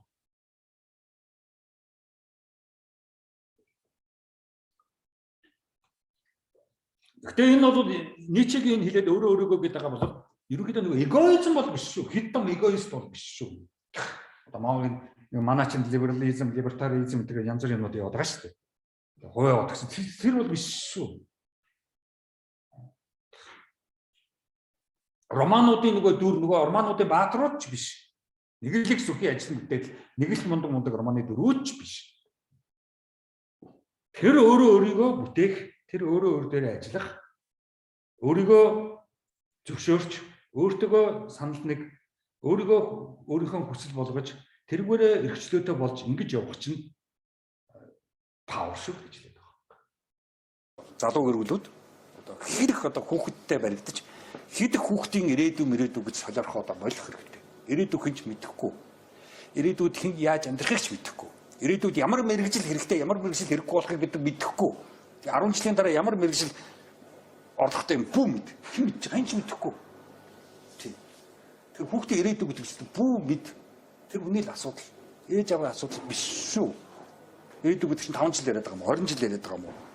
Тэгэл ерөөсө хүүхдээ хамаг юмаа зарцуулаад л мөнгө төгрөгөө зарцуулаад л хүүхдээ бүр ингээл бүх юмаа хангах гэж солиорол. Тэр бол ямар ч утгагүй шүү. Ер нь бол гачигдaltaй шүү. Мөнгө төгрөг хөрөлцөхгүй байгаа гэдэг ойлголцол байх хэрэгтэй. Би хэлээд байгаа шүү. Баячуудын хүүхдүүд бол азгүй хүүхдүүд байхгүй. Одоо бүх юм бэлэн, бүх мөнгө нь бэлэн. Тэр чинь юу ч үзэхгүй байхгүй. Юу ч суралцахгүй. Мөнгөгүй байж үзэх, алдаж үзэх, буруудаж үзчихэж хүн юм үзэн шүү дээ. Амьдралын туршлагатай болно шүү дээ. Experience-тэй болно шүү дээ. Тэс одоо юм бол аавна гэх мөнгө үүдэх үлддэг. Солиор байхгүй. Тэр баячуудын хүүхдүүд болоог одоо баярлах хэрэгтэй. За хүүхдүүдэд тэгж бүх юмыг зарцуулж хүүхдүүд бүх юмаа одоо өгч унаж тусч өөрийгөө алдан байж хүүхдийн төлөө байх утгагүй шүү. Хүүхд өөрийн гэсэн тусдаа хувь зайтай. Та нараас ямар ч хамааралгүй. Ээж аваас ямар ч хамааралгүй шүү хүүхдийн хувь зай. Ирээдүйд тийм болох. Автобусны жолооч болж мэднэ. Болно л үз. Сайхан автобусны жолооч нар хойл харагддаг шүү. Мөс шүтээсээр явхад тэнийг профессорууд дургуй өмөр хийдэг шүү. Тийм. Дүүр шүү дээ. Мөсөд дүүр шүү бүтггүй профессорууд. Тэгэхээр хүүхэд ирээдүйд хэн болно вэ? Хүүхдээс асуудал бол тусдаа асуудал. Хүүхдийн асуудал хүүхдийн хувьд. Ээж авт ямар ч хамаагүй шүү. Ямар ч хамаагүй. Мөнгөгүй болдог мөнгөгүй гэдэг хэлэх хэрэгтэй. Нэг л их одоо тийм үү би багтаа тийм юмар гачигддаг байсан. Хүүхдээ тэр юмар гачигдуулахгүй энэ нэг тэнийг яриа яваад идэх байхгүй юу? Болохгүй байхгүй. Тэгээс хувиа хичих бол павер биш шүү дээ. Гайнууд. Нийче бол дараагийн онлын том хүмүүст маш их нөлөөлсөн. За би ер нь жоохон хурдлахгүй бол цаг нэлээд явж байна. За философийн нөлөө нь бол философийн салбартаа маш их нөлөөлсөн. За Хайдеггер Ницчегээс нэлээд одоо суралцаж номнуудаа бичсэн. Хүн байхын тухай, байгаануудын тухай. За улс төрийн нөлөө бол Ханна Аренд гэдэг одоо философч эмэгтэй Америкт очсон ш нөгөө нацист германуудаас тогтаагаад. За тэр бол ер нь өөрийнхөө боломжуудыг өөрөөсөө гаргаж ир гэдэг тийм одоо ном бичсэн. Vita Activa гэж нэг ном байдаг шүү дээ. Тэрэн дээр бол маш их тийм бичсэн байгаа.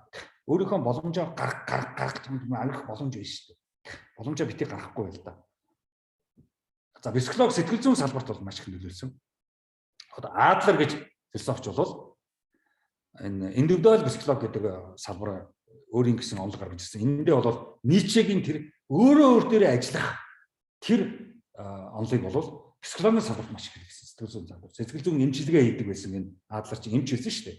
Энэ сэтгэл зүйн эмчилгээтэй индивидуал психолог өөр дээрээ ажиллах, өөрийгөө засаж янзлах тэрэн дээр одоо Адлер нэлийн ажилласан. За социологийн салбарт бол нөгөө Фуко, Францын Фуко бол энэ дээр маш их ажилласан. Өөрөөр мэдлэгтэй болохыг хүснэ гэсэн ном бичсэн шүү дээ. Тийм. Will to knowledge юмыг мэдэх гэсэн хүс. Ницчегээс гаралтай. За энэ бол нэлээд ийм одоо социолог, психолог, улс төр, философийн салбарт бол нөлөөлсөн. За тэр Адлерийн тэр индивидуал психолог бол цэвэр Ницчегийн явж байгаа шүү. Нийтлэг одоо хүн болгоны нийтлэгээр нь психологийн зөвлөгөө өгч, сэтгэл зүйн зөвлөгөө өгөх биш. Нэг бүрчилсэн хүний тэр онцлог дээр ажиллаа гэж байгаа шүү дээ. За хэн бол Фройд бол психологийн яагаад энэ хүн сэтгэл зүйн асуудалтай байгаа гэдгийг шалтгааныг нэг судалдаг байсан. Зигмунд Фройд сэтгэл зүйн ийм байдалд орсон шалтгааныг нэг чухалчдаг гэсэн. Адлер бол тэр сэтгэл зүйн тийм нөхцөл байдалд ороод байгаа тэр нь ямар зорилготой юм бол цааш яах гэсэн сэтгэл зүйн ийм асуудалтай хүн бол гэдгийг илүү судалсан байна. Тэр Адлер ари өө.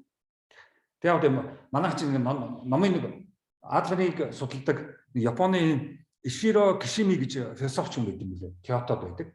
Тэгээ энэ тэр Адлерийн номыг орчуулсан юм байлээ. Тэр Courage to be disliked гэдэг номыг орчуулсан юм байлээ.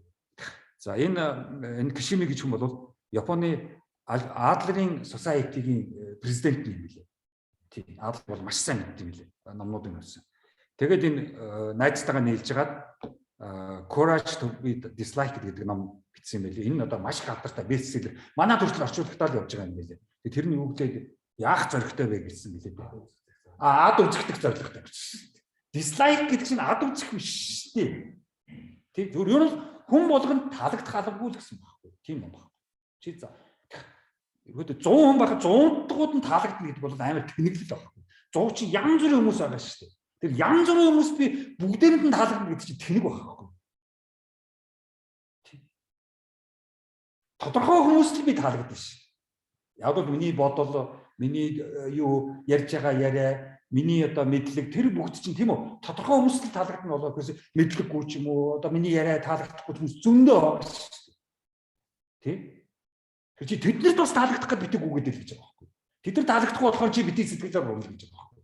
Ер нь өөрөөсөө доор хүнээс хүнд тэр таалагдаж хашаарсан гэдэг. Тий. Би дандаа тэгдэг шүү. Одоо миний номыг хүмүүс одоо магтуул би бүр ичнэ гэж хэлдэг шүү. Тэгвэл надаас дээгүүр хүмүүс л миний номыг магтана шүү. Надаас доогуур хүмүүс энэ бичсэн ном сайн мундаг гэдгийг яаж мэдлэхгүй юм чи.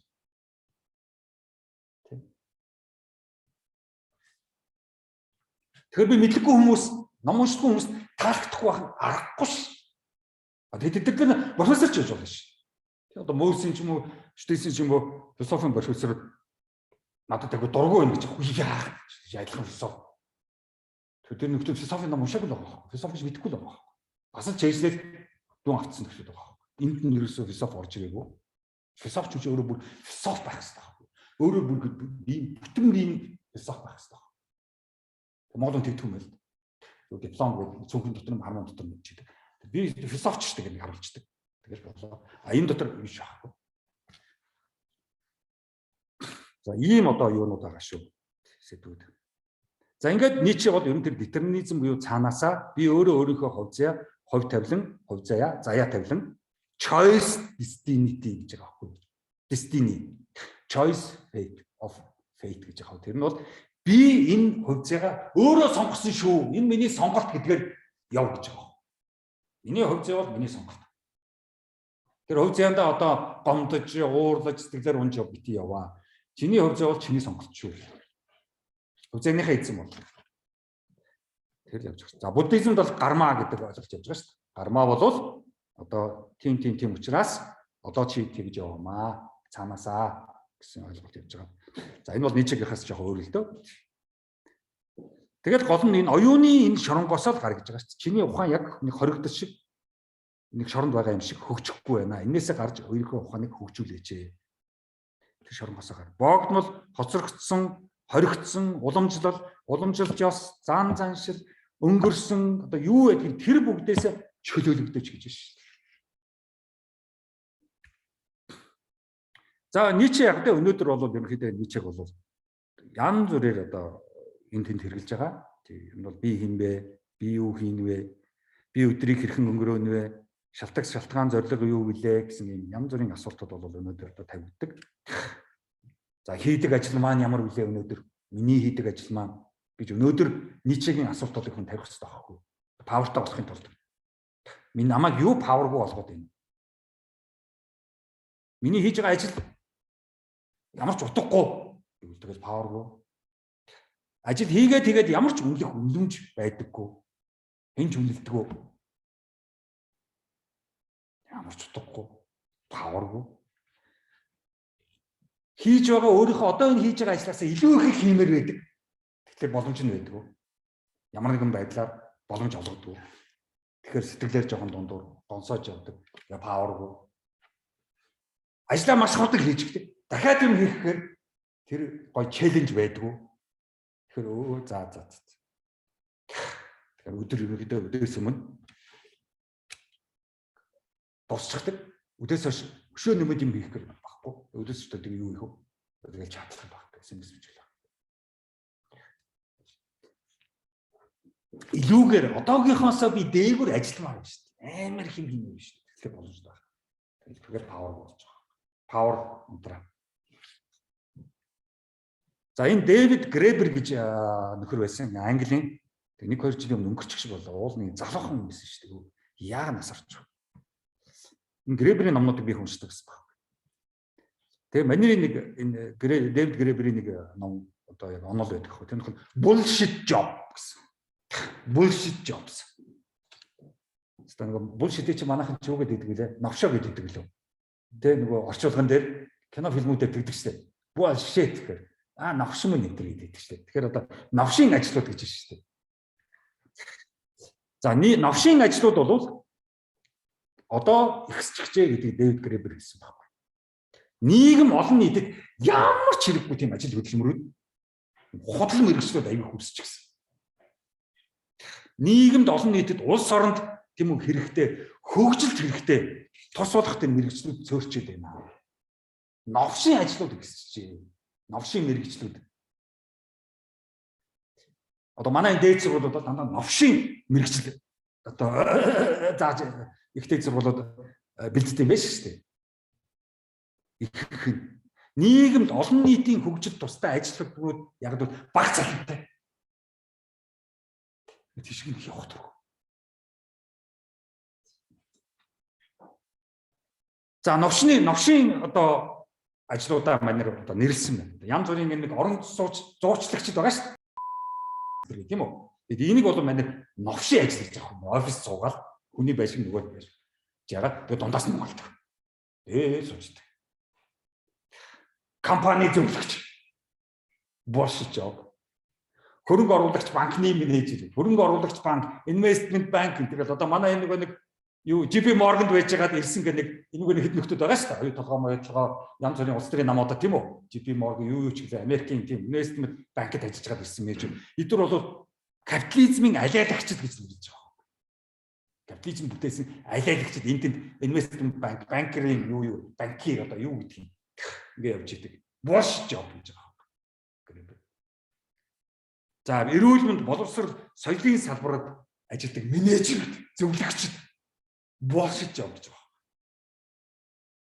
Консалтинг гэдэг шүү дээ. Консалтинг бол bullshit шүү гэж байна. Хүний ажил амьдрал хувь зэ дотоод асуудлыг мэдэхгүй чи юугаар консалтинг хийдэг юм. Бодлаа. Эдийн засгийн балансуудыг харчаад, жилийн орлого ашиг харчаад, алдагдлыг харчаад консалтинг гэж хаашаа харсан гэдэг. Ихтэй сургуулиудын нөгөө албан гүйцэтгэгчид одоо тийм үү оюутнуудыг шантаажладаг профессорудаас гизүү хүмүүс байна шүү дээ. Мөнгө төгрөг инээ тэрэ цагийн хуваар хичээлийн юу мөөлүүд дөө юмнуудыг хийдэг. Өрөөрөө нь орж оюутнууд тэдрээс өнгөцгөр гартай байдаг. Албан ажилтнууд. Юу тийм сургалтын юу хариуцсан тэрдмээр инээ тэрэ гэсэн. Амар нөхдөд. Bullshit job. Загваргийн зөвлөгөө өгөх байгууллага bullshit. Би өөрөө жоохон боловсролтой бол та нарын хэрэг байхгүй. Санхүүгийн зөвлөгч. За янз бүрийн информатикийн салбар гэх юм. Компьютерыг болохоо хийдэг. Нэг код болохоо хийдэг. Нэг юм болохоо хийдэг. Одоо ингээд бид нар интернет тасарчихсан. Яасан нэг газар слайдсан. Тэгээ би одоо энэ гар утаснасаа орж байгаа шүү дээ. Хотспотоор. Энэ информатик гэсэн. Хүнд гай болдог. Одоо ингээд басаа хийцэн. За лобби, маркетинг гэсэн зөвлөхүүд.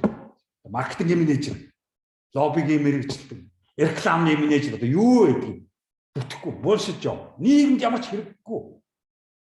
Бидний энэ улс орны хөгжилд ямар ч хэрэггүй юм хүмүүс. Дүүрц.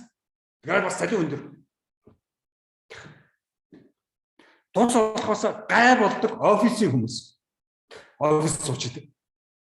Гайнууд. За бүр ингэж нэрлэдэг юм байна.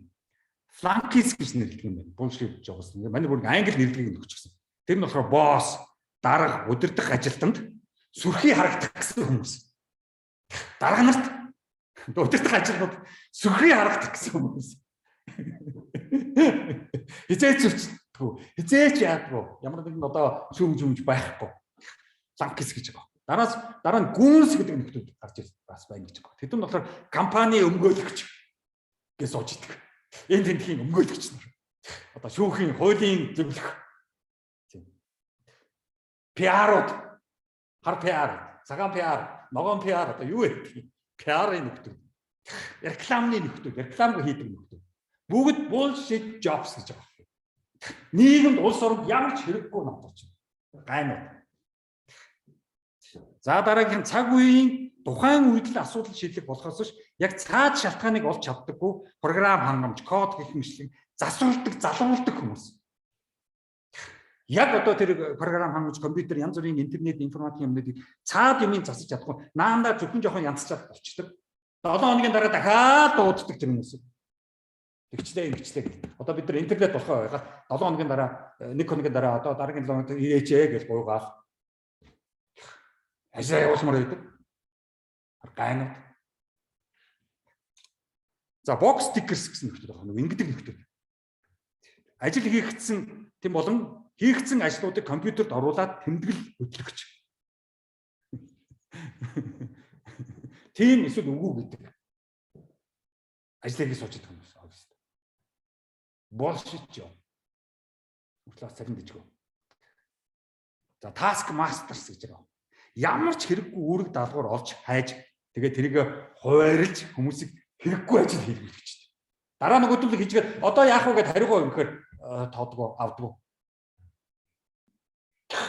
Амар тэрэн дээр нь ажиллаа цаг зарцуулаад өөрийгөө толгой гайсаад амар хийжгээд тэгээ одоо нөгөө хүндээ ингэ танилцуулах гад би хийгчлээ дуусчлаа гэхээр нөгөөх нь завгүй цаггүй байгаа. Тэгээ чи ажлаа ингэ дууссан байдаг. Дараагийн ажил ирдгүү, шалгадгүү. Тэгээд ингээл суучдаг. Өөрөөр менежерүүдэд хэрэггүй ажил тулгадаг хүмүүс.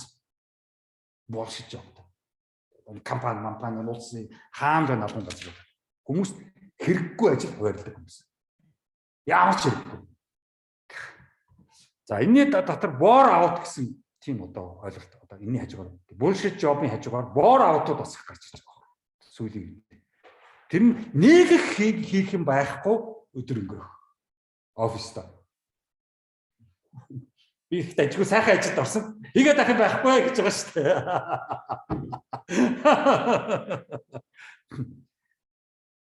дээ. Хийх тийм онцон юм байхгүй. Гэсэн мэтлээд ажгүй цалинтай юм байж байдаг. Өдрийн хоолнд гарах нэг том ажилтай. Бараг зүгээр суугаад цалин авдаг. Энд тентхи яамны зөвлөгчд аюух байдаг. Дэдгүүрт гарчихсан. Төрийн дээгүүр бор авдаг. Компьютер рүү гөлөрч цаг өнгөрөх гэж оролдоно тийм хүмүүс. Ерөнхийдөө компьютер рүү хараа сууж байгаа бол ерөнхийдөө цаг өнгөрөөгөө сууж байгаа хүмүүс байхгүй. Ажлын цаг дуусах болоогүй хийх ёстой ажлаа хэдийн хийчихсэн тийм хүмүүс. Бор авдаг. Зарим үед ямар ч хэрэггүй ажлын цаг уртсгаж илүү цагаар суух. Хийх ажил авахд илүү цагаар суух гэдэг. Бос. Орой болсон хойно ажил дээрээ хийх зүйлгүй мөртлөө бас суугаад байдаг. За яагаад энийг грэбер хэлж байгаа нь? Яг бол ийм хүмүүсд бүгд психологийн асуудалтай.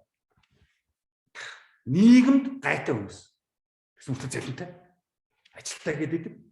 Гэсэн үг нийгэм улс орны хөгжил ямар ч хой нэмэргүй нэг юм ач хүмүүс. Өдрийн цагаан хоол идэхээс цаашгүй. Тэгээд одоо янз бүрийн гадаад дотоод юм уу явдаг юм уу? Тийм үү? Сургалт одоо мэрэгжил яадаг юм. Ил тийшээ гадаад руу улс тэрийн мөнгөөр аялдаг ч юм уу яадаг ч юм. Эсвэл одоо нэг тийм үү? Иш тийшээ амралтын газруудад чиж одоо яадаг ч юм. Хэрэгтэй хэрэггүй. Гадаадын нэг хүн үрээд ирчихсэн. Тэрнтэйгээ хотлоо нэг англиар you know I think this is гэсэн нэг нөхдөд. Yes, yeah гэсэн нөхдөд. Англигээр яриач байгаа юм уу, ярих гэж байгаа юм уу? Тэгээ нөгөө гадаадхан ч бас тэртэйгээ таарсан. Болж игэл тэндээс нэг Монгол охин дэгээдэд авах гэсэн нэг хөгшин ирчүүд ирчихсэн. Онгоо.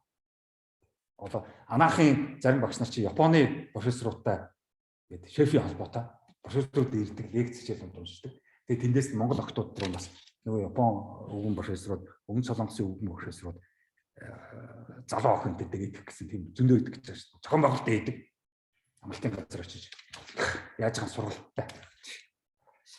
За Ниче ба Холливуд. За ер нь бол Холливуудын фильмүүд бол маш их одоо Ниче болов quotes, citation юм уу? Аюу хийдэг. Тэр Devil's Advocate, энэ Fight Club, Dogville гэсэн юм сан фильмүүд бол дандаа Ниче гэж байгаа. Тийм дандаа Ниче хэлж байгаа. Тэгэхээр Холливуд бол Тэр чигээрээ Ницше. За Matrix эхлэхдээ wake up Neo гэж байна шүү. Компьютер дээр юм гараад байгаа ингээл харчих wake up Neo гэж байна шүү. Тэгэхээр чи сэрэж. Чи одоогийн энэ хачин балай байдлаасаа гараач. Тийм. Sovereignty болооч, emancipation болооч, free болооч. Тийм. Wake up Neo. Неом сэрж үз. Яа. За энэ Matrix-ийн сүүлчийн нөгөө Resurrections гэдэг хамгийн сүүлчийн анги дээр энэ ширээний цаана Ницшегийн юу байгаа вэ? Цэжний юу байгаа вэ? Тийм. Одоо яг тэр нөгөө надад тэр Хомерын юу байгаа шүү дээ. Цэжний юу байгаа шүү. Баримл. Тэрнтэй адилхан тэр цаад ширээ байна. Энд дээр би тавьсан байна. Тэрэн дээр бол Ницше гардаг шүү дээ. Тэгэл тэр чигээрээ Ницше. За Truman Show гэдэг фильм байгаа. Truman Show. Тэр бол бас тэр чигээрээ Ницше. Одоо яг энд нөгөө бүхэл одоо тийм үү цаанаасаа бүхэн бэлэн үнэн уйтгартай тэгээд найз нь чи нэг лаацтай пипэрэл хүрээд ирдэг аваа нь болохоор чи ийм усуух уу тэр гэдэг тийм балаа аваатай тийм консумизм худалдаа дандаа хийж дандаа шопинг хийж идэг аваатай. Тэгэл тэр нь дандаа шопингийнхаа юмнуудыг харуулдаг. Аав нь өгсөн ч гэдэг үү яадаг ч хэлээ. Тэгээд ээж нь хурцээд багахан зураг мөргөө үзлээ. Багасаа бүр тийм бэлэн бүхэн програмчлчихсан компьютерийн багц тийм програмын амьдрал тийм балай одоо тийм уйтгарт амьдралтай байгаагаа ерөөдөө манайч ингэж ойлгоод эхэлж байгаа юм. За энэ ер нь худлаа байх шүү. Энэ хүмүүс ямар мохоо худлаа ярьд юм бэ? Тэр чинь мэдчихэж байгаа. Баг багтаа бүгдэнд үнэншдэг байсан. Тэгээд марч ингээд айжмаар гэдээ ойлгож эхэлж байгаа.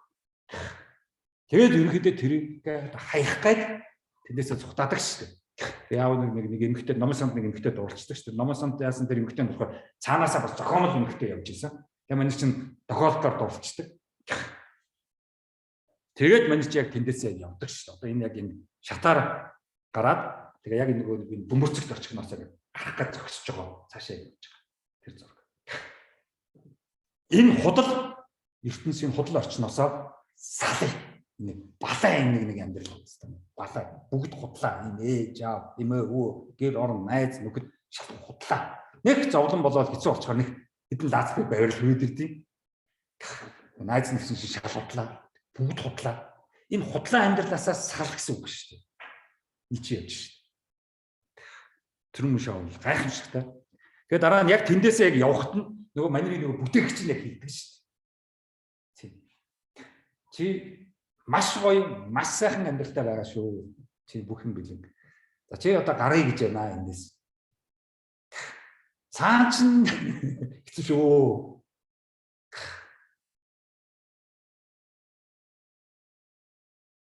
Маш их гоё философи энэ төр үнүүд хэлдэг шүү дээ. Маш философи хэлдэг л дээ. Truman Show. Тэгээд манайд тэгэл fuck you гэж тэгэл гараад чих шүү дээ.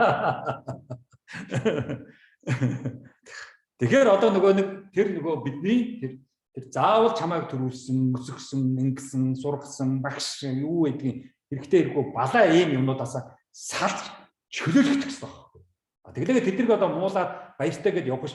Оюуны тэр павертай болохыг чи хэлээд шүү дээ Ницше. Тэрс тэг хуваа бодоод тэр хүмүүсийг тийм үү хичээгээд тийм үү уйлуулад салж яв гэж байгаа биш шүү дээ. Энэ павер чинь чухал байдаг шүү. Энд дээр павертай болох юм бол тэр хүмүүсийн хажууд байсан ч асуудалгүй гэж шүү. Бүтггүй нөхдүүдийн хажууд.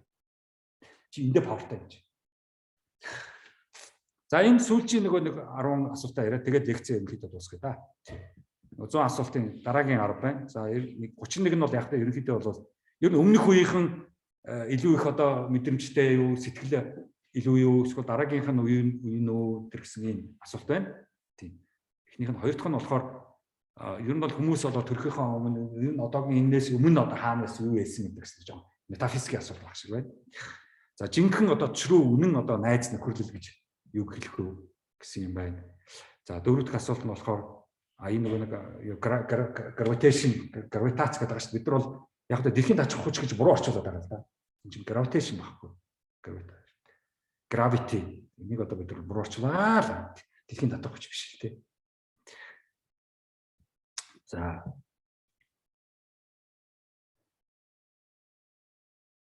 За юу ч үгүй ямар юу гэнэ. За ерөнхийдөө янз бүрийн ийм одоо асуултууд байна. Та нар за ямар лоо, ямар traction юу ч гэнэ. Яг энэ асуултуудыг тэгэл та нар хараад орчуулаад ингээд харна үз. Тийм.